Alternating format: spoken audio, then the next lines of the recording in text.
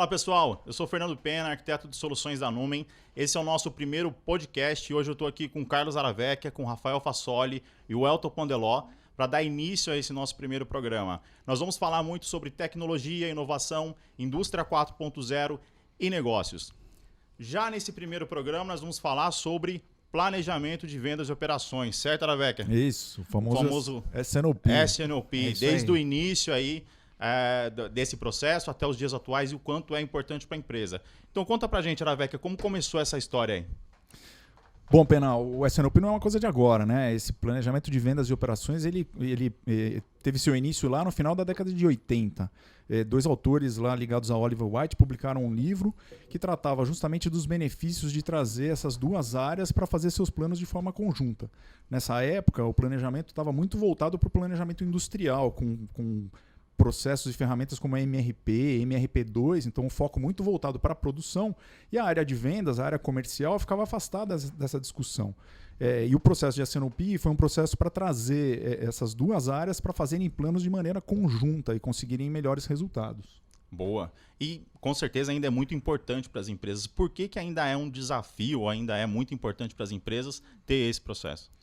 Não, falamos final da década de 80, mas essa questão de ter que balancear a venda com aquilo que é possível produzir, né, com o mundo das operações, isso continua sendo fundamental para garantir que você está vendendo aquilo que você tem condições de produzir e entregar, ou seja, produzindo também aquilo que está sendo demandado. Então, esses universos eles precisam conversar continuamente e operar de uma maneira integrada até os dias atuais. Eu acrescentaria um ponto aí, que é quando ele falou de restrição, ele falou de restrição de produção, mas na verdade a restrição dos elos da cadeia, porque você pode ter um fornecedor que não consegue te entregar alguma coisa, né, e até quando não tinha o SNOP, ou uma empresa que até hoje não tenha um SNOP, o vendedor é premiado por vender mais do que ele planejou vender.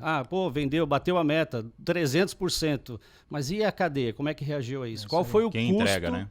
Qual foi o custo para atender isso? Quantos clientes ficaram bravos comigo porque eu atrasei a entrega, né? Então, essas discussões, quando as áreas trabalham de forma isolada e são premiadas de forma isolada, você traz esse problema para a organização. Quando você tem essa reunião de SNOP, tem essas discussões no âmbito de SNOP, você pode decidir que você vai precisar de um fornecedor adicional, você pode decidir que alguma coisa que você fazia internamente você vai colocar para fora porque você não tem fábrica e não tem tempo hábil de comprar uma máquina, você pode decidir investimentos de equipamentos que você precisa, quantos turnos você vai ter, mais turno, menos turno, e isso tudo integrado com todo mundo. No final, o cara vai ser cobrado por vender, não mais, mas ele vai ser cobrado por vender aquilo que ele falou que ele ia vender, né? Isso aí traz uma diferença muito grande para estabilizar a cadeia. Principalmente entregar, né? Que é uma dificuldade aqui no Brasil hoje, né? Principalmente, né? Exatamente. Com esse problema. E essa integração garante que você vai conseguir aproveitar bem os seus recursos, como o Elton disse, né, a encontrar esses gargalos e tomar ações para resolver esses problemas de recursos que você tem, essas restrições de capacidade.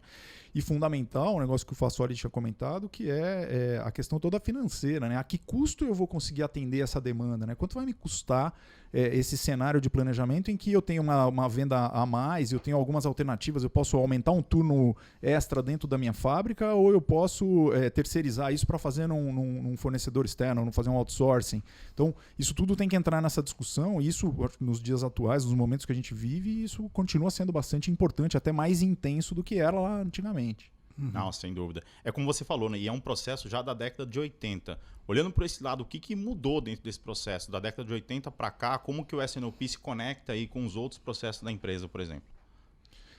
Eu acho que valia o Fassoli falar de financeiro, do custo lá que a gente tinha comentado na rodada anterior, ficou bom, hein? Eu acho que essa é a questão, principalmente quando entra nessa parte de custo, né? E você tem um custo ali meio às pressas, né? E chega com um plano de vendas e o cara tem que olhar para aquilo e falar, puta, eu não tenho como produzir, como que eu vou fazer isso? Eu vou ter que dobrar o turno. Quanto que isso vai implicar em custo indireto, principalmente, mão de obra externa? E aí tem outros problemas, tem problemas sindicais, né? Que você, às vezes, combina uma questão de hora e você vai ter que extrapolar isso, aí você vai ter que ter reuniões com o sindical, por exemplo, parte sindical, né? A questão, e aí você, no final, ali, você vai ter um custo elevado. Muitas vezes você pode ter um produto não tão bom, de repente, dependendo do produto, pode estar com defeito ainda.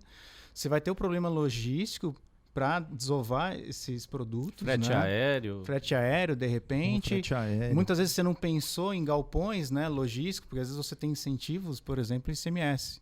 Então, se você planeja a produção, você consegue direcionar para um galpão melhor, parte logística melhor. Enfim, aí, obviamente, com tudo isso, você vai ter um custo elevado, um produto não tão bom. E a hora que você faz o net ali da receita custo, o que vai acontecer no seu EBITDA, né? Basicamente, né? Você tá, o negócio que o Elton falou, né? Você está vendendo acima daquilo que você tinha se preparado para vender e às vezes essa venda acaba te trazendo custos que essa venda a mais acaba se tornando um problema do ponto de vista financeiro, de retorno. Pensa que, o custo de servir, né? Pensa que quem está colocando o pedido quer uma data e quer ser atendido naquela data.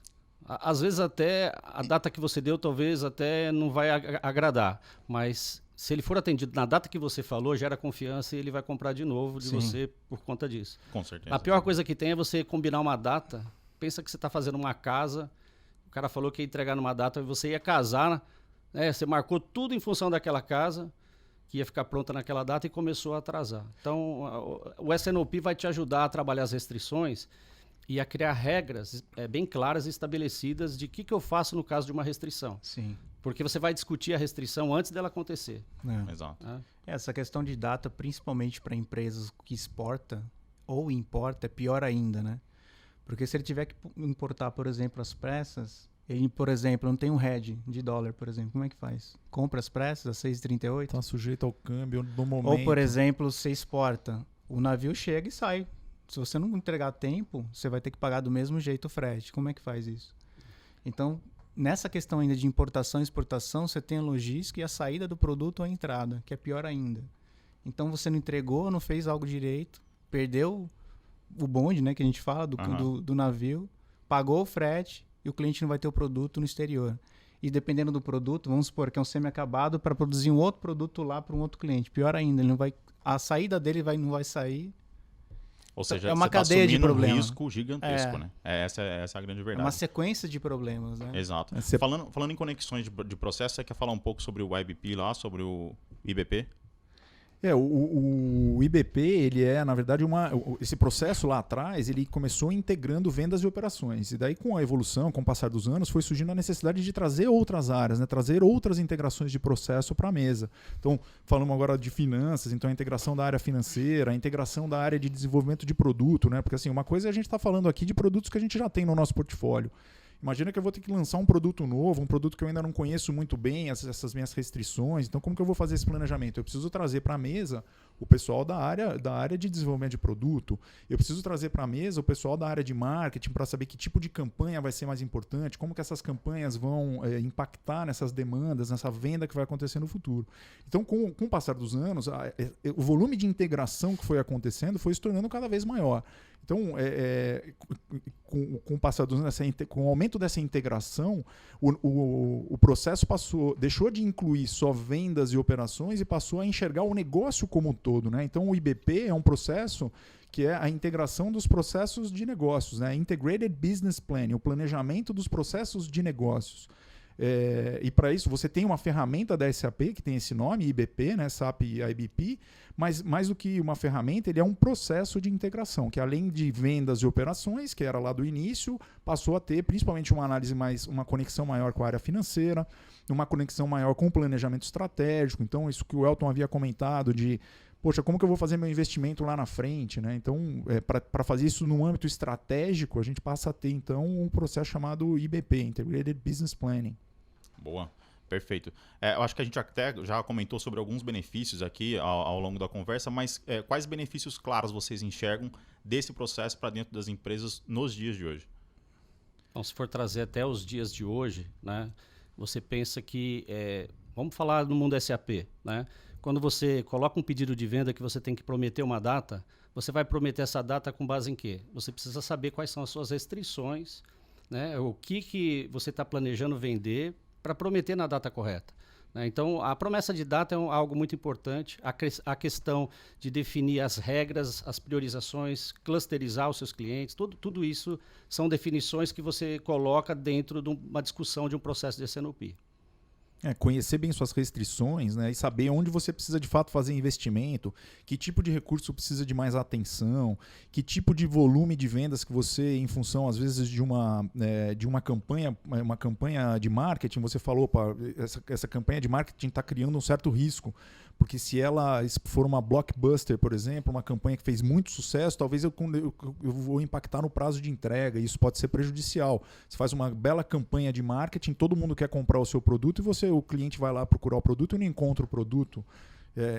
Então, assim, um bom processo de S&OP garante que você tenha aí essas áreas todas integradas, fazendo um planejamento conjunto e todo mundo joga o mesmo jogo. Esse aqui acho que é o grande benefício aí do processo de S&OP. Sem contar que o próprio processo de S&OP tem ferramentas para você discutir, por exemplo, demand shaping, que é você gostaria que o mercado reagisse para formatar uma demanda que seja boa para você. E como que você vai fazer as ações envolvendo marketing e outras áreas para que aquela demanda chegue para você estabilizada, da forma que você gostaria que ela chegasse. Então você está vendo que a demanda está caindo. Por que está caindo? É um phase out? O que eu posso fazer para dar uma sobrevida nesse produto e conseguir não morrer com estoque obsoleto? Então esse tipo de discussão você pode trazer para a mesa também. Um ponto que a gente precisa levar em consideração é a pandemia, né? A gente só compra pela internet, basicamente, né? Desde a compra, que a gente nunca fazia isso antigamente, né? A gente ia no supermercado, escolhia, agora a gente recebe isso em casa. E qualquer coisa, né? Desde a pandemia, por exemplo, eu comprei tudo pela internet. E são mudanças drásticas, né? Então, ou seja, o fluxo, principalmente de delivery, aumentou absurdamente. Né? Hoje, se você quiser comprar, por exemplo, um cigarro pelo delivery, você compra. Né? Antes e é difícil quem tinha se planejado para esse tipo de demanda, né? Isso. Exatamente. Hoje a gente vive um cenário aí de omnicanalidade, né? Você tem o cliente, o consumidor, acessando o seu produto de diversas formas. Ele quer comprar na internet, trocar na loja, experimentar na loja, comprar. Então, assim, você tem uma complexidade para gerir essas demandas, né? E são comportamentos de vendas diferentes. Como que as vendas se dão dentro do universo online? Como que as vendas se dão dentro de uma loja na rua, uma loja no shopping center? Como que isso se dá através de uma cadeia de varejo, uma venda indireta, uma venda direta? Então, dentro da evolução desse processo de S&OP, a gente passa a considerar esses diferentes canais de venda, esses diferentes comportamentos de compra do consumidor e tenta traduzir, né? Usa o processo para trazer esse universo da venda para uma discussão junto com o universo da operação, junto com onde que isso vai me gerar restrição. O Fasoli comentando, você faz uma compra online e geralmente a sua expectativa de prazo de entrega é diferente daquela que você tem quando você vai direto comprar na loja. Então, quando você vai comprar na loja, você espera que o produto esteja lá, já disponível para você. Se você não tem, você pode estar perdendo uma venda. Bom, online não, provavelmente o produto vai estar lá, mas você gera uma expectativa no cliente para que ele receba esse produto no prazo. Para isso você tem o que o Elton havia comentado das capacidades, das restrições. Você tem restrições dentro dessa sua cadeia de distribuição. Então, sim, dentro dos armazéns... Sem contar que quando você está comprando pela internet, o fabricante está recebendo a informação do cliente, da demanda do cliente direta. Não tem os elos ao longo da cadeia criando um efeito chicote, alguma coisa desse tipo. Exato. Quando você tem muitos elos, a variação que acontece na ponta, para mais ou para menos, ela sofre um efeito chicote e quando ela chega na fábrica... Na própria área comercial que está fazendo o forecast dela, o planejamento dela, ela precisa de mecanismos para entender isso e falar, peraí, essa demanda é isso mesmo? Porque variou 5 lá, mas dele para o próximo variou 10, dele para o próximo variou 15 e chegou aqui que a demanda era 100. E na verdade foi assim, não, na verdade a demanda saiu da loja e foi para o canal internet. Então... A demanda ainda é a mesma, ela saiu de um lugar e foi para o outro. Então, se você não tiver mecanismos e discussões nesse sentido, porque não é só a tecnologia, tem a experiência das pessoas. Então, nunca vai acabar as discussões. Né? Você tem, sim, uso de tecnologia para obter dados externos, fatores extrínsecos, como, por exemplo, temperatura, clima, taxa de dólar. Isso pode impactar na sua demanda. Né? Mas você tem a experiência das pessoas que vão dizer, não, peraí, isso aí é o comportamento por conta desse fato que aconteceu. É uma feira que aconteceu em tal lugar e por isso que a demanda cresceu. Não, foi porque houve uma ação de marketing. Então, você começa a comunicar melhor também e a comunicação no planejamento é tudo. Sim. Se você tiver uma boa comunicação, É tudo. O S&OP vai forçar essa comunicação envolvendo as áreas necessárias para discutir aquela demanda e as restrições da cadeia. Perfeito. Eu ia até perguntar para vocês quais eram as características de um bom processo de S&OP, mas vocês já responderam aí, é bem complementar aí quando a gente falou dos benefícios. O que hoje o que mais impacta a adoção desse processo nas empresas hoje? Sendo que é um processo tão urgente, tão necessário, qual é o grande impacto hoje para adotar o processo ou a ferramenta que trabalha com S&OP hoje?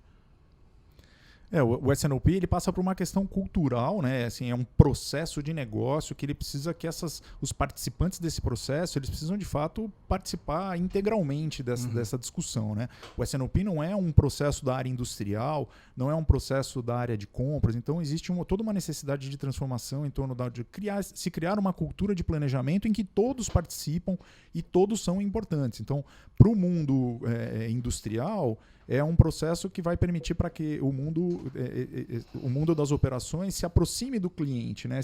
Passe a ter uma visão maior do consumidor. Para o mundo comercial, o processo permite para que exista uma visão do que está acontecendo no mundo da produção, no mundo das restrições fabris, por exemplo.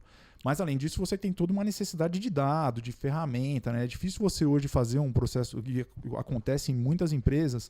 Você tem ainda esse processo sendo executado dentro de uma série de planilhas. Então, imagina o volume de informação que você precisa para fazer esse processo acontecer, gerar cenários. Sem contar, Aveca, que no meio da reunião, depois que você gastou 15 dias para fazer download das informações, alguém vira e fala para você, tá bom, não tem capacidade, mas se você fizer esse subconjunto no fornecedor X, como é que fica? Aí você fala assim... Aí você leva mais uns dias. Fala, peraí, eu vou ter que voltar para a prancheta, daqui a 10 dias eu volto com a resposta. Eu não tinha preparado esse cenário, agora precisa baixar todos os dados de novo, alimentar essas planilhas. A informação no Excel, ela está congelada. Ela não é nem verdade mais. Você está discutindo numa sala uma coisa que já foi. Que não é real time. Não é real time. Você não hoje sabe quase o que tá toda acontecendo. Ferramenta né? E aí, falando em ferramenta, acho que a gente traz para a área de tecnologia já. O Aravec até comentou um pouco sobre o SAP IBP. Então, quais ferramentas da SAP contribuem para esse processo? Nossa, dá para falar desde lá dos primórdios, né? Assim, dava para fazer S&OP, o Elton conhece bem aí Desde 99 eu venho fazendo, né? Desde 98 vem fazendo. O Pena a gente era criança, sabe? Tem gente aqui já estava na escola. Mas como que era feito, né? O S&OP inicialmente, a SAP tinha uma ferramenta chamada Flexible Planning, ou então o próprio S&OP Standard, e que você criava as suas planning tables, hierarquia de planejamento, hierarquia de produto, e você carregava as informações de venda, histórico de vendas lá dentro, rodava modelos matemáticos que poderiam ser sazonal com tendência, sazonal com tendência, suavização exponencial, tinha vários modelos matemáticos, né? E depois você poderia jogar isso para um cenário de planejamento de longo prazo, analisar a capacidade. E qual era a maior dificuldade, né? Não era muito amigável na época por questão de tecnologia, de tempo de processamento, de qualidade visual. Era difícil escapar do Excel, né? Era do difícil. Planning, você precisava a visualização de dados. Você ali, queria olhar um gráfico, tinha lá a CM38 da vida lá, você ia olhar lá o gráfico, era ruim de ver. Então você sempre tinha um Excel complementar ali, fazia upload, download, fazia, né? A gente fez na Itália, na Eslováquia aí junto aí uns projetos que sempre tinha um download, upload, né? Carga de dados. Mas já era bom para discutir as regras. Por exemplo, a demanda acontece mais no começo do mês ou no fim do mês? Isso muda tudo. Já tinha cenário também. Já discutia cenário. Já fazia cenário no Flexible Planning, você podia criar cenários de planejamento lá dentro. O que aconteceu? A SAP foi lá e congelou a evolução dessa parte de planejamento porque ela criou uma solução externa ao SAP, que ela chamou de APO, e dentro do APO ela tinha alguns módulos. Demand Planning, que fazia parte de planejamento estatístico, de forecast, né? O SNP, Supply Network Planning, que ia planejar em que lugar fazer, que foi um pouco do que o Fassoli falou, né? Então, ela tinha alguns módulos que fariam esse papel do S&OP. Você poderia desenhar o seu processo e usar essa ferramenta para isso, né? Já agora, nas versões mais atuais, quando entrou o S4HANA, uma parte foi para dentro do S4HANA, que foi o PPDS, que é a parte de planejamento finito, de chão de fábrica, mais de curto prazo, para olhar, para você programar a fábrica usando capacidade finita, né? Otimização. Foi para dentro dele. E uma parte saiu, foi para dentro do IBP. E dentro do IBP evoluiu com outras funcionalidades que não tinha no APO. Então, ele faz a parte de demand, IBP Demand, o que veio substituir o DP do APO, né? Mas ele também faz as outras funcionalidades que o APO fazia, e ele tem agora o IBP Inventory, porque o que acontece? Quando você trabalha o SNOP, você tem o planejamento, né, de longo prazo, e você consegue ver, com base naquele planejamento, o impacto em tudo quanto é área. Então, por exemplo, qual vai ser o meu Inventory Turns projetado com base nisso? Quanto que vai ser o meu Inventory Turns em cada mês? Quanto que eu vou desembolsar com o inventário? Como é que vai ser meu inventário no Q4 de 2022? Eu consigo ver. E depois eu vejo se a área de compras, por exemplo, está trazendo na data certa. Ou se compras está trazendo tudo 2 meses antes para não ter que ficar fazendo follow-up. Eu consigo ver. Antes eu não via. Eu tinha um número lá que... Da onde veio esse número? O MRP rodou e alguém comprou. Como o MRP era capacidade infinita e com o MRP2 ele era finita, mas não era tão otimizado, o cara dava uma desculpa lá e trazia um número, né? Agora não, eu consigo ver. E aí, falando um pouco aí da área do Fasoli, que o Fasoli pode complementar, e aí eu posso olhar esse plano de vendas de operações, né? E posso jogar para uma ferramenta como o SAC, ele pode falar com mais propriedade, aonde eu vou olhar o impacto no P&L disso. Como é que vai ser meu custo de frete? Como é que todo o desdobramento disso, né? Porque hoje... eu acho que a gente evoluiu bastante, né? Igual vocês estavam falando de Excel até o que a ferramenta de SAP veio trazer. E aí eu acho que eu ia falar, o Fasoli consegue complementar com a parte do Analytics Cloud, né? Isso, o SAC que eu comentei. Antes, eu acho que só um ponto que eu acho que vai pegar no Analytics Cloud também, que acho que é uma grande mudança, é o fato de você ter essa solução nuvem, essa facilidade, toda uma questão visual. Bom, o Fasoli vai falar. In memory, rápida, né? Antes Sim. eu tinha um problema de performance também. Exato. No caso do SAP Analytics Cloud, né? É importante dizer que são 3 ferramentas em uma, né? Então ela vai ter integração com o IBP ou com o próprio RP de forma online, ou seja, tendo uma visão agradável com os dashboards, com os gráficos, para que fique, de fato, uma tomada de decisão mais assertiva, né? Você tem o detalhamento do IBP, do RP, de todo o transacional, de todas as informações, e no SAC você tem uma forma mais sumarizada, mais amigável, né? E sem dizer que é uma ferramenta que é adaptativa, né? Você tem isso no celular, você tem no boardroom, que é muito mais amigável, só que você tem nele também hoje o planejamento financeiro, né? Então você tem ali a projeção de demanda, aí você faz o budget dentro do SAC, toda a projeção de forecast. Você pode ainda, dentro da projeção de forecast, fazer a parte de forecast, dentro do planejamento, fazer a parte de forecast, que é a parte de estatística, a gente fala, né? Regressão linear e amortização exponencial. Então você faz toda essa projeção numa visão muito mais amigável. Você pode criar diversas, no caso, versões de planejamento de uma forma muito mais rápida ali dentro da ferramenta, e o SAP Analytics Cloud e BP, os dois se conversam nativamente. E eu já sofri com isso fazendo do outro lado da mesa, porque eu já tive dos dois lados da mesa. O Araveca também já teve, né? O Carlos Araveca também. Operando, que chegava setembro, começavam a falar como é que vai ser o orçamento do ano que vem, quantas pessoas você tem que ter, quanto que vai gastar disso, como é que vai ser seu P&L. E aí você tinha que olhar esse plano e fazer isso. Fazia como? Excel. No Excel. Então hoje tá... Hoje já mudou muito, né? Isso aí salva a vida. Não, isso que é interessante, né? Acho que a gente vê uma evolução muito grande da tecnologia, chegando até a qualidade de processamento a gente não tinha a capacidade de processar isso que o Elton falou, a quantidade de dados que tinham antes de uma maneira tão rápida, né? Hoje um board de uma empresa, ele não quer esperar, né, 1 semana, 2 semanas, você montar um relatório para ele. Não, e outra... Ele quer isso real time. Né? Ele quer a simulação, né? E outra, a simulação, ele não quer só no nível do detalhe do transacional. Às vezes ele quer gerar um forecast, por exemplo, ali por divisão de vendas, organização de vendas, por material, algo mais objetivo, mais rápido, para ele tomar uma decisão rápida. E o que você comentou é importante, a experiência do usuário, né? Ele não tem mais aquela planilha tabelada, hoje ele tem dashboards, que ele tem informação clara ali, trazendo informação real time para ele. Acho que isso muda bastante, né? Para enriquecer essa informação real time, você hoje tem facilidade de integração, né? O SAC ou o IBP, você consegue conectar esse sistema com muito mais facilidade comparado com outros. Quero trazer um dado externo, quero integrar com um determinado sistema que não é um sistema SAP, é um sistema legado, um sistema que já existe na empresa. Você tem já uma série de conectores desenvolvidos, que o fato de estar falando de um sistema que roda na nuvem, que tem todo um mundo de conexão muito mais moderno, facilita muito trazer essas informações para você fazer cenários muito mais elaborados. Eu lembrei de uma coisa agora, vendo a camiseta do Aravec escrito Be Bold ali. Porque SNOP não é só ferramenta. Quem vai lá e compra uma ferramenta e fala assim, agora eu implantei o SNOP, vai voltar para trás. Né? Você tem que ter uma discussão de processo, você tem que criar as reuniões que vão acontecer, quem que tem que participar de cada reunião. Cultura, né? Você tem uma cultura por trás, então é um conjunto. Né? É o que a gente costuma comentar aqui, né? Tecnologia não é o fim, tecnologia é um meio, né? Se você não tem um processo, igual você falou, não tem um processo, não tem regra bem definida, não adianta. Você tem um caminho para chegar, né? Você Exato. tem um caminho para chegar nesse resultado que a gente está falando aqui. Qual é a melhor maneira de agregar os seus clientes, criar família de produto, visualizar? Que tipo de canal de vendas você vai levar para dentro desse planejamento? Se eu vou prometer data para um e semana para o outro, para um eu prometo dia e hora, para outro eu vou prometer semana, isso aí já vai dar uma diferença na forma de você planejar. Você vai dar um pouco de flexibilidade para a produção, que ele quer flexibilidade, mas ele não pode ter para todos os clientes teus, porque tem clientes, de repente, que são estratégicos. São estratégicos, até mesmo diferente. Eu estou vendendo para um centro de distribuição ou eu estou vendendo para uma construtora. Isso já muda. Se eu estou vendendo para um centro de distribuição, a necessidade dele é uma. Se eu estou vendendo para uma construtora, tem uma obra com cronograma associado a isso. Tem uma multa contratual associada a isso.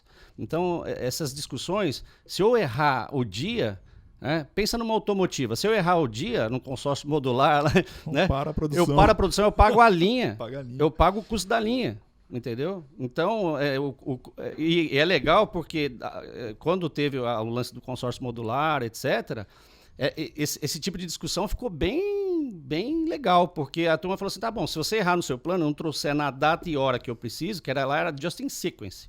Eu estou fazendo um negócio aqui que o motor vai encaixar na linha tal hora. Se ele não chegar a tal hora, você vai parar a linha parada, vai pagar o custo de todo o atraso meu aqui. Operação super estruturada, que nem você fazer entrega no varejo para grandes redes de supermercado. Você tem uma janela de recebimento que tem dia e hora para o seu caminhão chegar lá na doca e fazer descarregar o produto. Se você perdeu essa janela de entrega, ele provavelmente não vai mais receber o seu produto, você vai ter que fazer uma logística reversa e voltar com esse produto para o seu centro de distribuição. Sem contar que o seu concorrente vai encher a gôndola. Vai encher, também tem essa. E o cliente ainda pior, o seu cliente vai procurar o seu produto e vai ficar insatisfeito. Pensa que você chegou no posto de gasolina e não tem gasolina naquele posto. Você vai ficar lá esperando chegar amanhã? Não. Você vai parar no próximo, né? Exato. Lembra quando faltou gasolina aí, né? Ficava indo de posto em posto para achar. Tem produtos que têm fidelidade, mas tem produtos que é atendimento. Disponibilidade. Está disponível, entendeu? Ou Sim. se é algo que você precisa ir, comentamos a respeito da entrega na internet, né? Que é uma frustração maior do que você fazer uma compra de um produto pela internet. Você às vezes está ansioso para receber aquele produto, paga por um frete expresso e daí o produto não chega na data que a empresa se comprometeu em entregar aquele produto e ela quebra essa promessa que ela fez. Que a gente quer no dia seguinte, né? Não tem como. Algumas empresas entregam, né? Mas é raro, é uma raridade. Tem caso nos Estados Unidos que o cliente compra em mais de uma empresa, quem chegou primeiro fica, o resto ele devolve. Então é uma corrida contra o tempo às vezes. A gente podia dizer que, de qualquer forma, todas as empresas fazem o SNOP de alguma forma. Pode ser que eles não denominem como SNOP, mas de alguma forma tem alguma coisa. Precisam se planejar. Mas o perigo disso daí é, se você não tem a regra sistematizada e acordada entre as áreas, esse é o ponto. Quem grita mais leva, entendeu? Você acaba se perdendo. Você vê muito isso em indústria projetizada, onde tem vários gerentes de projeto, todo mundo é dono do seu projeto. E a fábrica tem que atender os projetos. Aí o gerente de projeto que grita mais, ele leva a fabricação dele. O projeto dele está em dia. Sim. Entendeu? Então, as restrições e a regra da definição da restrição e como é que você prioriza quando você não tem a capacidade e acordado entre as áreas, aí vai bem. Porque é o que você falou, né? Se tudo é prioritário, nada é prioritário. Né? É isso aí. Quem gritar mais vai acabar ganhando. Por isso tem que ter essa cultura, né? Porque quando você faz um projeto, não é uma área, né? É transformação, projeto de transformação. Exato. E aí o Aravec tinha até comentado, algum dos benefícios aí é levar isso para uma solução cloud. O próprio Analytics Cloud, por exemplo, é uma solução que a gente tem as a service na cloud com todos os benefícios aí de escalabilidade, disponibilidade. Você paga só pelo que você utiliza, né? Você não vai ficar pagando rios de dinheiro aí por esse tipo de Você falou um negócio aí que já não vou indo para o fim, mas as a service. O forecast as a service já é uma tendência de mercado. Exato. Você ter uma empresa como a Numen, por exemplo, fazendo o forecast para você. Então, por exemplo, se você faz um projeto de SNOP na sua empresa e define lá uma tecnologia para fazer o forecast, é a melhor de hoje, 2021. Quando você vai fazer um novo projeto para melhorar isso aí? Sei lá, 2025. Vai ficar 5 anos com a mesma tecnologia. E até a tecnologia está andando. Exato. Então, quando você terceiriza o seu forecast, a empresa é especializada em fazer o forecast para você, com regras de negócio e com tecnologia de ponta, e que se amanhã sair uma nova, ela está incluindo um algoritmo novo que saiu lá no SAC, um algoritmo novo que a gente está usando, um cientista de dado trabalhando em cima daquilo, com foco naquilo. Difícil o cara na indústria, dentro da empresa, ter um cientista de dado focado em melhorar. Descobrindo, por exemplo, que tal situação está impactando na sua demanda, um dado que você não estava analisando. O cara olhou, né, e falou, ó, esse dado aqui está impactando. Você, com o que você tinha de informação, você não chegou naquilo. Sim. Então, esse tipo de coisa também é algo que, uma tendência de futuro, vamos dizer assim. Exato. E eu acho que, assim, tanto o Aravecchia quanto o Elton passaram por grandes clientes aí, fazendo a parte de S&OP. O Elton, conta pra gente um pouco sobre uma das grandes empresas que você passou aí, como foi todo o processo lá. Eu passei dos dois lados, né? Como implementador, né? Até alguns junto com o Carlos Aravecchia aí fora do Brasil, aí engordamos uns quilos na Itália, né? Levamos bronca lá na Eslováquia, né? Levamos umas broncas na rua lá na Eslováquia. Então a gente passou como implementador, né? Cada empresa tem um grau de maturidade. Né? E isso é muito importante, você entender o grau de maturidade, e só com o diagnóstico você consegue fazer isso. Então, a gente tem uma metodologia muito legal, a gente acabou de fazer, inclusive, num cliente, uma metodologia muito legal que dá o grau de maturidade. Porque todo mundo pensa que está bem, que agora só vou botar a ferramenta. Todo mundo está com esse mindset. Quando você vem lá com o seu modelo de referência e fala assim, peraí, no seu modelo de referência você está bem, mas deixa eu usar o meu modelo de referência. E o meu modelo de referência é Best Practice, é Apex, é Oliver White, são vários métodos, né, já comprovados que foram implementados. Então, a gente pega isso, mais toda a experiência nossa de casos de sucesso e de problemas que aconteceram. E muitos erros no caminho, né? É claro, você tem que aprender com os erros. Então, a gente vem com um questionário que dá o grau de maturidade. As pessoas se assustam. Né? Porque a gente tem uma nota que a gente dá para cada uma das perguntas, e são várias, que ela vai de 0 a 9. O 0 é assim, cara, você não tem nada. Aí tem o 3, o 6 e o 9.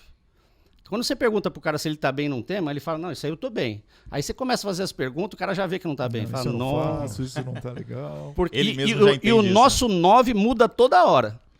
O que hoje é 9, amanhã não é 9 mais. Se você for lá de novo no mesmo cliente, ele tirou nota 7, ele fez um monte de projeto, você voltar lá, é capaz de você dar nota 7 de novo ou 6. Porque evolui, tudo está evoluindo. Novas tecnologias, novas tendências, novas ferramentas, enfim. Então, assim, como consultor, eu acho que a grande ganho foi esse. Foi ter esse acesso. E o Aravecchia tem até um livro em cima da mesa dele ali, tem... Né? Ter acesso a tudo que está saindo de ponta aí, e até descobrindo, né, Aravecchia? Ele achou um cara lá na Austrália, né? Descobrindo pessoas que estão com temas de inovação. A Aravecchia trabalha com inovação dentro da Nume e está sempre atrás de coisa nova ligada a esse tema. Né? Então, trazer esse tema de inovação na área de consultoria, isso é muito interessante. E você poder propor isso para um cliente, é fantástico. E você vai propor o quê? Vai propor uma Ferrari para um bebê? Não. Você vai ter que olhar onde ele está e falar assim, olha, aonde você está, para você não jogar dinheiro fora, você tem que seguir esse caminho aqui. E esse caminho pode ser desde você está pronto, coloca um IBP, faz isso. Você está precisando só da ferramenta, o processo teu está redondo, você já faz bem, só que a ferramenta que você está usando não está boa, ou não. Né? Pode precisar de um change management, pode precisar de um treinamento, capacitação, uma série de coisas aí que você pode fazer. Na minha visão, essa evolução do processo, ela acaba se dando como uma grande jornada. Né? Às vezes assim, não existe essa cultura, está numa etapa mais anterior, então, ou está lá trabalhando com uma série de planilhas Excel que tem lá suas dificuldades, né? Assim, vivi isso na pele, o Elton viveu isso na pele também, né? Como executivo responsável por esse tipo de planejamento, você também às vezes não consegue dar um pulo muito grande. Então, é importante que você tenha um suporte para percorrer essa jornada da melhor maneira possível, né? Começar a operar esse processo, começar a criar essa cultura, começar a entender por etapas o que você vai mapear, que tipo de restrição você vai considerar, como que esse processo vai se comunicar com o seu planejamento fabril, o seu planejamento de vendas, né? Como que o processo vai se conectar. A gente está falando de um planejamento tático, mas ele precisa se conectar com o planejamento do curto prazo, né? Com o planejamento operacional, precisa conversar lá com o PCP da fábrica, precisa chama de SNOE, né? Conversar com SNOE, Sales and Operation Execution, né? A execução desse plano no dia a dia, né? Essa conexão, ela é muito importante. Então, é importante que as empresas entendam que esse processo de transformação, na verdade, é uma grande jornada para chegar lá, de fato, na maior integração possível, né? Que é a ideia do IBP, a automação, tecnologias de ponta, usar inteligência artificial, mas assim, eu não tenho nada e agora eu quero começar a usar a inteligência artificial, né? A gente viveu isso na pele com modelos de otimização. O cliente lá não tinha absolutamente nada. Não tinha nem dados para rodar um MRP, a qualidade política de estoque, qualidade da informação. E fala em querer fazer uma otimização, né? O resultado que sai do otimizador, ele assim, é shit in, shit out. Você não tem informação de qualidade para alimentar na ferramenta, dentro do processamento. Sim. E daí você depois fica lá tentando entender o resultado, questionando o resultado que o otimizador te deu. Por quê? Porque é um passo maior que a perna. Então é importante que se desenvolva e se defina qual é essa jornada a ser percorrida que passa por etapas, né? Para eventualmente não queimar. Óbvio, se der para queimar alguma etapa, vamos queimar a etapa, vamos ganhar tempo, mas algumas vezes é necessário fazer um projeto ou um trabalho de mais estruturante para avançar nessa jornada. E aconteceu muito isso na época do APO. Saiu o APO, todo mundo queria o APO. Não, saiu o otimizador, que era o otimizador. Mas o cara não tinha um roteiro de produção bom. O cara não tinha uma definição de lead time bom, as ordens de produção estavam tudo com data vencida, a ordem de compra tudo com data vencida. Ele queria otimizar, vai otimizar o quê? Não tem o que otimizar, entendeu? Você primeiro precisa fazer uma lição de casa, sanear teus dados, deixar as ordens de compra com a data que ela vai chegar, aí você roda um otimizador, ele vai dizer o que você vai fazer primeiro do que o outro. De novo, né? Aí sim você consegue utilizar a tecnologia, né? E hoje está até muito mais palpável, né? Machine learning, inteligência artificial, para você conseguir tratar, fazer predição nesse tipo de dado.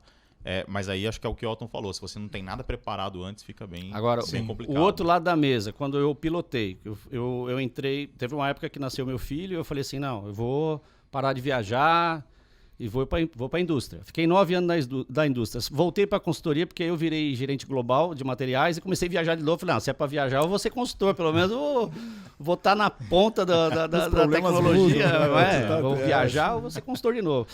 Mas qual que foi Quando eu cheguei com cabeça de consultor. Aí eu falei, vou fazer um diagnóstico aqui onde eu estou chegando. Fiz um diagnóstico. Aí naquele mesmo dia à noite tinha um jantar com uns gringos que chegaram e falaram, vai lá, Pandeló também, vamos lá com a gente. Aí sentou um rapaz novo na minha frente e um monte mais velho sentaram lá na frente do diretor de supply chain e tal. E como eu estava com o mais novo aqui, eu saí falando besteira, não sabia quem era ele. E saí conversando, e falou, e aí, o que você achou dessa empresa multinacional que você chegou, tal, era o que você esperava? Eu falei, cara, não era. Por que não? Cara, tá tudo na mão, tudo manual, não tem processo para nada, tá faltando isso, tá faltando aquilo. Eu fiz um diagnóstico nos primeiros 15 dias meu aqui, mas vou ter trabalho, cara, vou sofrer aqui. Tá faltando isso, tem isso, não tem uma análise de giro de estoque, não tem isso, tá cheio de obsolescência. Não sei quantos milhões de estoque obsoleto. Eu já vi que é por causa de mudança de engenharia sem olhar. Então, uma série de discussões que não acontecia, incluindo a SNOP.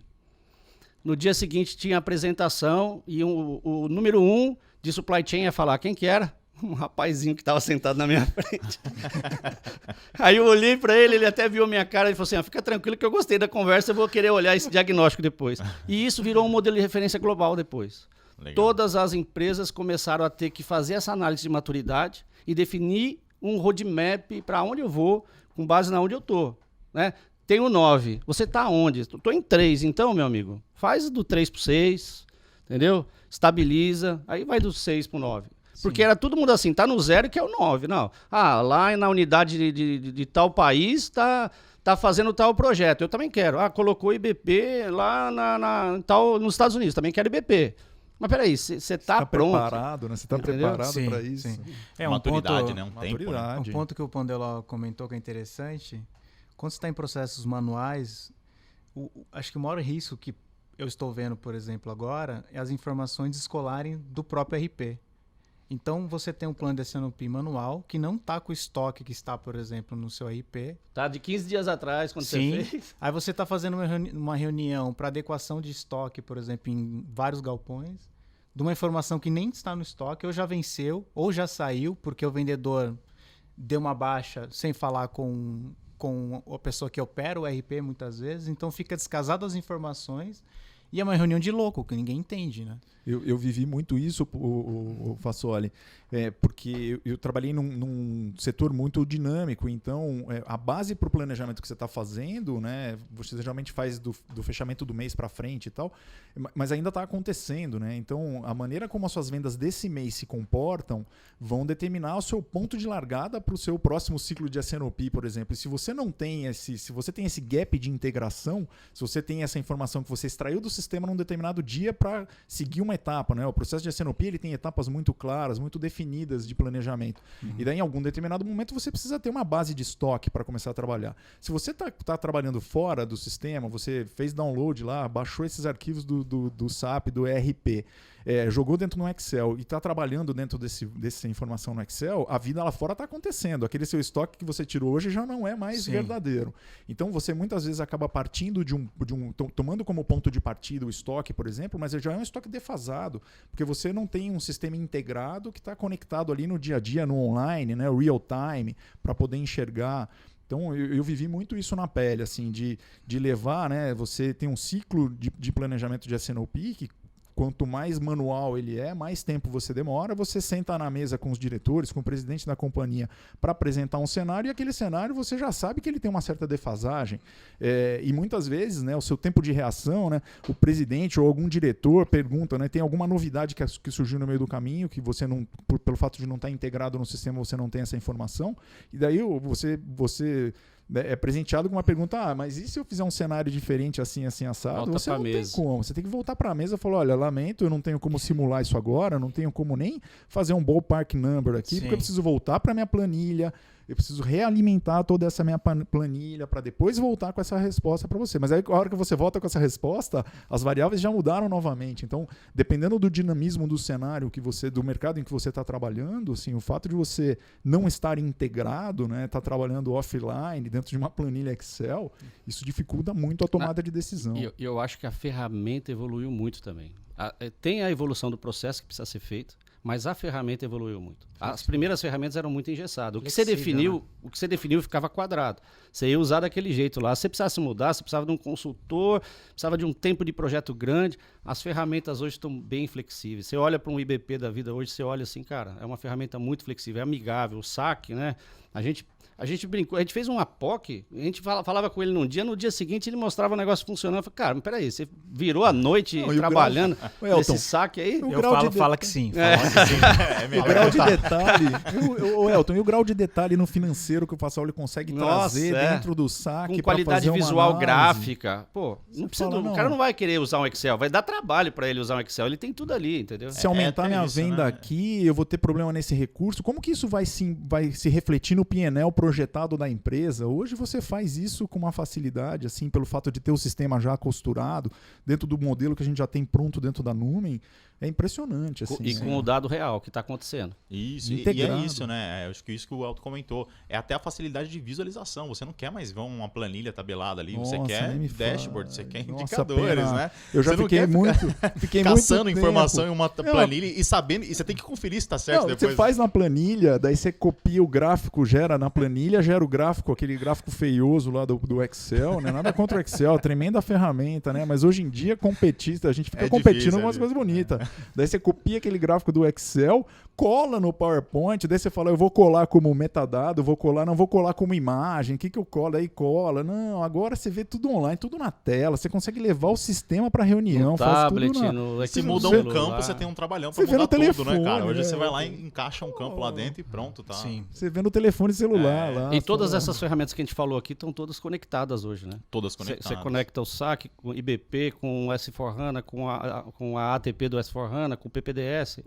tá tudo... E de maneira muito simples, né? Simplificou muito hoje. Você não precisa comprar um servidor, né? Antigamente você precisava comprar um servidor. A máquina separada. Uma máquina e tinha que dar manutenção na máquina, ter o custo da licença on-premise. Hoje você trabalha com tudo na nuvem.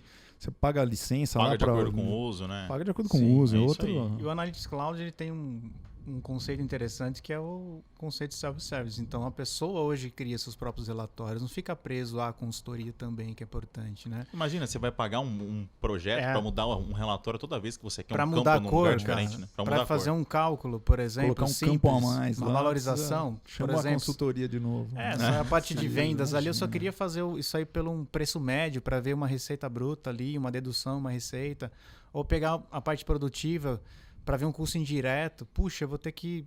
E aí você precisa fazer um projeto, né? Um projeto para isso. Então, você consegue, com uma plataforma como o SAC, você tem uma plataforma já Analytics que você consegue desenvolver e falar, não, vou fazer meu processo de S&OP usando o SAC lá para começar e eu consigo desenvolver essa capacidade dentro da empresa e eu passo a ter pessoas que vão entender de Analytics e vão acabar desenvolvendo outras soluções ou vou ampliar o uso dessa ferramenta, né? Que não é uma ferramenta dedicada a fazer um determinado tipo de planejamento, você abre a porta para começar a trabalhar com Analytics dentro da empresa. Então, extremamente colaborativa, né?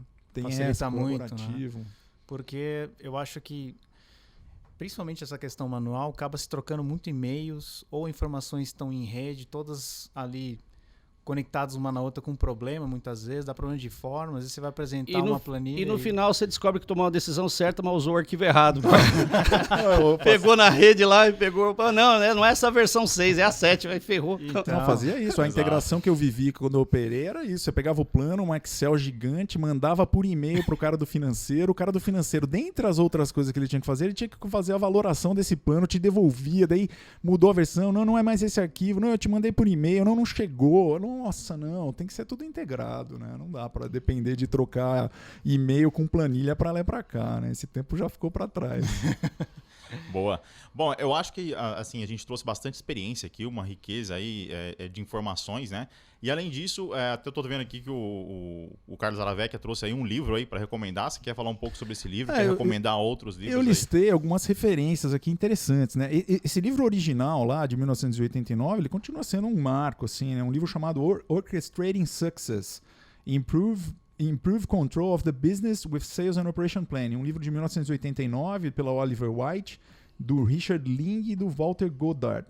Show. Mas tem um livro muito, muito bom, o Elton conhece esse livro, a gente usou bastante esse livro já na nossa vida passada aí de consultor, Elton, chamado Sales and Operation Planning, The How-To Handbook. Ele é um livro bem prático. Esse livro aqui ele é um livro mais antigo, é um livro clássico, mas tem um livro muito mão na massa, que é esse Sales and Operation Planning, The How-To Book, que é do Tom Wallace e do Robert Stahl, do Bob Stahl, que é um livro muito bom, porque ele é bem prático, assim, ele é bem etapa a etapa do processo. Esse livro que está aqui na mesa é um livro interessante porque ele funciona nos moldes daquele livro A Meta, né, da teoria das restrições, que ele é um livro como se fosse um romance, assim, ele conta, então, como se fosse o dia a dia de uma empresa que sofre os problemas que as empresas estão acostumadas a sofrer e ela começa a passar por uma transformação de implementação do S&OP. Esse livro é um livro da Apex chamado Enterprise Sales and Operation Planning, que é um modelo bem clássico do George Palmatier. É um livro bem interessante para quem gosta desse universo mais da história, assim, né? Não é um livro tão técnico, apesar dele trazer todos os conceitos técnicos.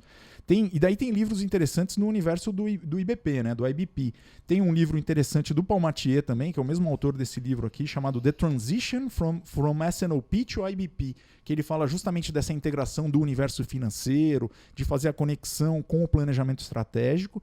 E daí existe um outro livro interessante da editora Springer, que fala sobre o universo do Integrated Business Planning, principalmente para quem está adotando soluções da SAP, né? Adotando o IBP. Que o livro é chamado Integrated Business Planning, How to Integrate Planning Processes, Organizational Structures and Capabilities and Leverage SAP IBP Technology. É um livro de 4 autores, bem interessante, porque ele é bem focado no uso da ferramenta IBP, mas ele também traz aí as dimensões organizacionais, né? Porque aquilo que a gente falou anteriormente, não é simplesmente você chegar lá e implementar uma tecnologia, né? Não é que nem baixar um app para o celular.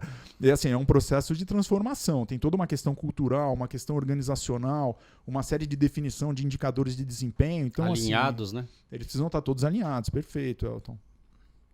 Boa. O Elton tem mais algum para complementar? Fassoli, quer colocar mais algum ponto? Professor Araveca já... Acho que é isso. Professor Araveca já falou todos aí. Legal. Assim, fica à vontade se quiser complementar mais alguma coisa, mas eu acho que vale um pouco a gente não responder, porque nós não temos certeza de futuro, né? Na verdade, mas algumas... o que a gente acha de futuro com as novas tecnologias, machine learning, inteligência artificial? Que perguntas a gente pode deixar aí? Que perguntas cabe sobre como vai se tornar o S&OP no futuro aí com essas tecnologias? Eu tenho um negócio assim que eu gostaria muito de ver acontecer assim nesse universo de... A gente está falando de planejamento integrado, né? Que começou lá com vendas e operações, daí trouxe outras áreas, trouxe a área financeira, trouxe a integração com o planejamento estratégico, né? Que transformou aí no famoso então IBP, Integrated Business Planning.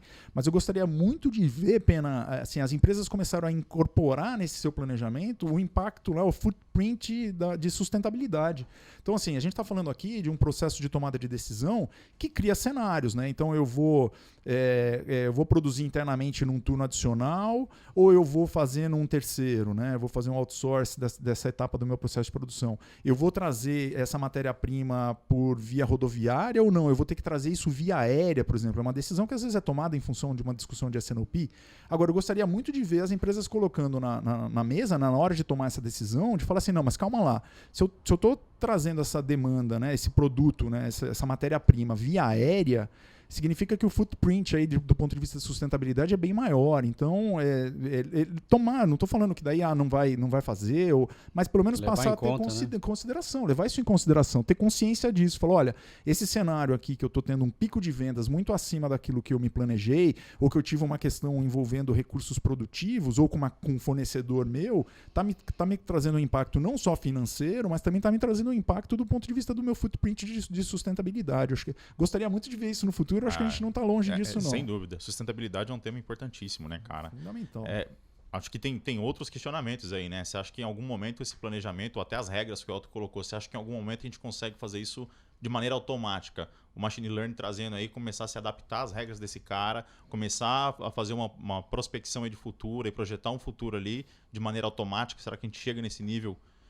Até certo ponto sim, mas sempre vai precisar de decisões e de... Claro. Né? É fato que quanto mais você automatizar aquilo que é possível automatizar, as pessoas envolvidas no processo têm mais tempo de analisar outras coisas que às vezes o cara ele precisava olhar, mas não tem braço para olhar. Acho que esse é o ponto, né?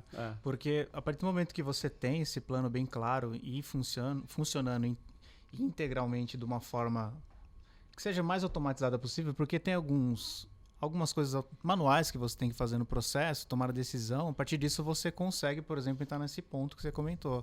Gasto de energia, poluição. Um exemplo, puxa, vou comprar de um parceiro que não segue essas regras de produção. Usa carvão, por exemplo, China, se usa muito carvão ainda lá na produção. Vale a pena?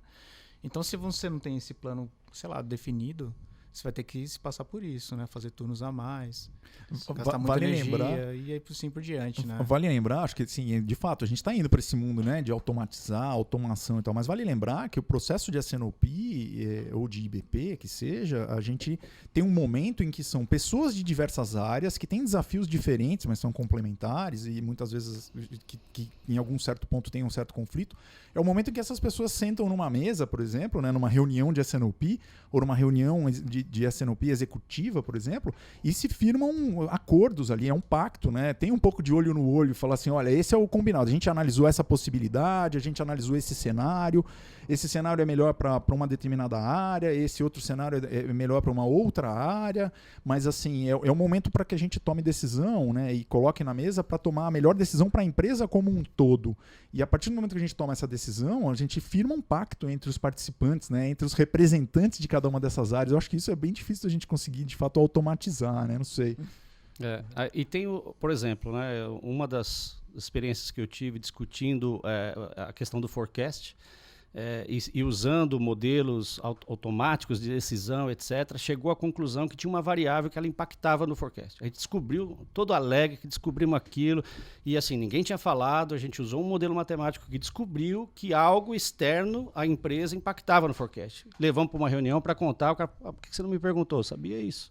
Então, assim, sempre a conversa sempre vai precisar existir, porque ela pode encurtar caminho, inclusive, da tecnologia. Você gastou um tempo procurando uma informação que alguém já tinha, entendeu? Exato. Então, sempre as duas coisas elas vão se complementar, né? Acho que nunca vai ficar 100% automatizado, porque a experiência das pessoas, né? Aqui, por exemplo, nessa mesa aqui tem experiência para discutir uma série de temas de S&OP e com certeza a gente tem casos de sucesso e insucesso de uso de tecnologia para isso, né? Então não adianta, você coloca lá, mesmo falando de chão de fábrica, lá no warehouse, lá um código de barra e tal, só que o cara lê um produto, mas tá lá no fundo, ele manda ele pegar um do fundo, ele pega o da frente mesmo e fala que foi aquele, porque ele não quer movimentar as cargas. Então, às vezes a tecnologia tá de ponta, botei o melhor que podia. Mas as pessoas têm que seguir também aquilo. Você fez um S&OP lindo, maravilhoso. Se ele não for seguido, eu não tiver mecanismo de monitorar ele, o cara vai produzir o que ele quer, não vai produzir o que você falou. Porque ele fala, não, eu vou fazer esse agora. O outro, se eu for fazer o outro, é menos setup. Esses caras são loucos, eu vou fazer o que eu tenho que fazer aqui. Eu sei, eu sou o cara que... Eu tô há 30 anos no chão de fábrica, eu vou fazer esse que é melhor para a empresa. E aí, meu... Você está atrasando, fazendo. Vai ver, o cara não fez o que você falou. E você tem que ter mecanismo de medição. É claro, hoje você tem como colocar RFID, colocar uma série de tecnologias que vão te ajudar a minimizar erros humanos, né? Mas você sempre vai ter que ter essas discussões para entender o comportamento das pessoas. As pessoas têm uns comportamentos que às vezes não vai ter tecnologia. prever, não, né? Você vai ter que entender o que está acontecendo ali. Ir no chão de fábrica, lá no Gemba, lá, sempre vai precisar. Você tem que olhar e ver o que está acontecendo, né? Exato. Bom, muito bem. Eu acho que nós estamos chegando aí no fim já do podcast. Eu queria primeiro agradecer aí a participação de vocês, aí o tempo de Valeu, vocês. Eu acho que é uma obrigado, honra Pedro. poder Um fazer prazer. parte desse primeiro podcast da Numen. Para você que ainda não conhece a Numen, ainda não tem informações sobre a Numen, eu te convido a acessar o nosso site, que é o numenit.com.br.